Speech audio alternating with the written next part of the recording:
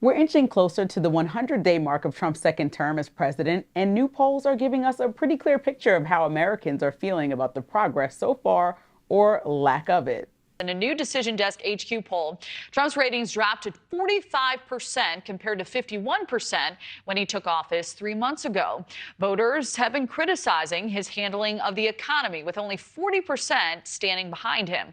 Trump's handling on immigration stands at 45% approval, with his administration cracking down on illegal migrants in the U.S., and his handling on trade dropping to 39% amidst a global tariff war. And it doesn't stop there. An ABC News Washington Post Ipsos poll found that Trump has the lowest 100-day job approval rating of any president in the past 80 years. But the ABC poll also notes that Trump still outpaces Democrats in Congress when it comes to trust on handling the nation's top issues. And another one, a new Fox News poll shows Trump's approval is down across every topic surveyed except the border. That same poll puts Trump's overall approval at 44%, with 55% disapproving. Also, according to that Fox poll, a whopping 72% of Americans are, quote, very or, quote, extremely worried about the economy slipping into a recession this year. So across the board, every poll, every outlet, the numbers are not great. Maybe the biggest threat to Trump right now is the growing negativity around the economy, especially after he promised a major turnaround. Now, Trump has brushed off the bad numbers, calling some of these Fox pollsters, quote, Trump-hating fake pollsters. Democrats, meanwhile, say he's doing a terrible job. But what do regular, everyday voters think? Well, NewsNation Brian Entin has been out and about across the country talking to voters about just that, this 100-day mark and how they feel. Here's one voter from Michigan. What does it feel like to be here, Misty? You're gonna make me cry. Why are you doing that? It's amazing. Like, this is really amazing. Really amazing.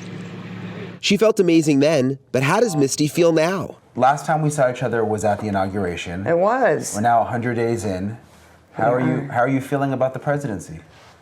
I still like him. There's some things that I'm like, about, but I really, for the most part, I think he's doing great. She thinks he's doing great, but acknowledges tariffs could be an issue for her job at the Ford plant, where some of her shifts have already been shortened. Yeah, is it going to be tough for a minute? I think so.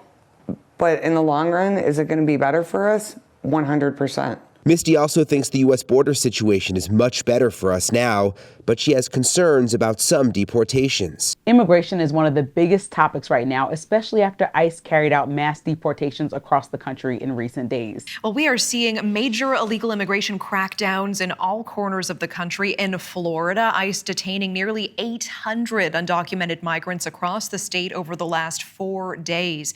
And then in Colorado, in a raid on an underground nightclub, agents arresting more than 100 there. The DEA saying that this includes members of Tren de Aragua and MS-13. But not everyone is on board with the way Trump's handling these deportations.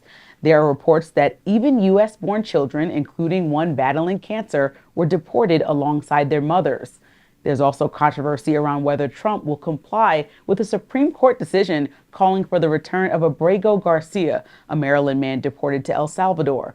Here's Democratic Congresswoman Yasmeen Ansari. The recklessness and inhumanity of it all, I think, is really resonating with Americans. And at the end of the day, I don't think, especially I know with independents, Donald Trump is bleeding on this issue. So what's next? Trump's approval rating could keep shifting depending on how key issues shake out. So we've got tariff battles, recession fears, and the ongoing Russia-Ukraine situation.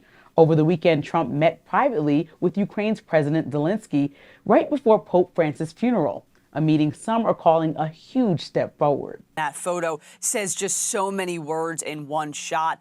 The White House Communications Director Stephen Chung said President Trump and Ukrainian President Volodymyr Zelensky met privately, briefly today for what he called a productive meeting. We've also heard from Zelensky himself, who similarly called this a productive meeting, said that if things go on track as they hope they do, that meeting could actually be historic. Again, happening on the sidelines of Pope Francis's funeral in Rome amongst dozens of world leaders, as you had noted. And this comes at a significant moment, Henna, because it was only 2 months ago where we saw that tense, contentious meeting in the Oval Office between Trump and Zelensky. They both started shouting. There were a lot of questions after that meeting about what the U.S.-Ukrainian relationship would look like, but really what the future of the Russia-Ukraine war looked like after that. Now, it seems like since then, things have trended in the right direction. President Trump saying on Friday that they were close to a deal, and he thinks the next step is having officials from Ukraine and Russia actually meet face to face to hash out the rest of this process. Though this also comes as President Trump is sort of getting a little bit more frustrated with the Russian President Vladimir Putin. We heard from him on Truth Social earlier this week saying Vladimir stop after Russia had launched those strikes on Ukraine. So a big moment right now. And here's what President Trump had to say about that meeting with Zelensky. I think the meeting went well. We'll see what happens over the next few days. We'll probably learn a lot. I was very disappointed that missiles were flying by Russia, but that missiles were flying. Very disappointing. We'll see how it goes. Meanwhile, there's also a ton of criticism about Elon Musk and his growing influence, with some saying he has way too much power as an unelected official. And there are major questions about how far this tariff showdown with China and U.S. allies like Europe and Canada will actually go. So Trump certainly has a full to-do list to satisfy the people who put him back in office. But if these latest polls tell us anything, it's that patience is wearing thin and American voters want what was promised on the campaign trail immediately.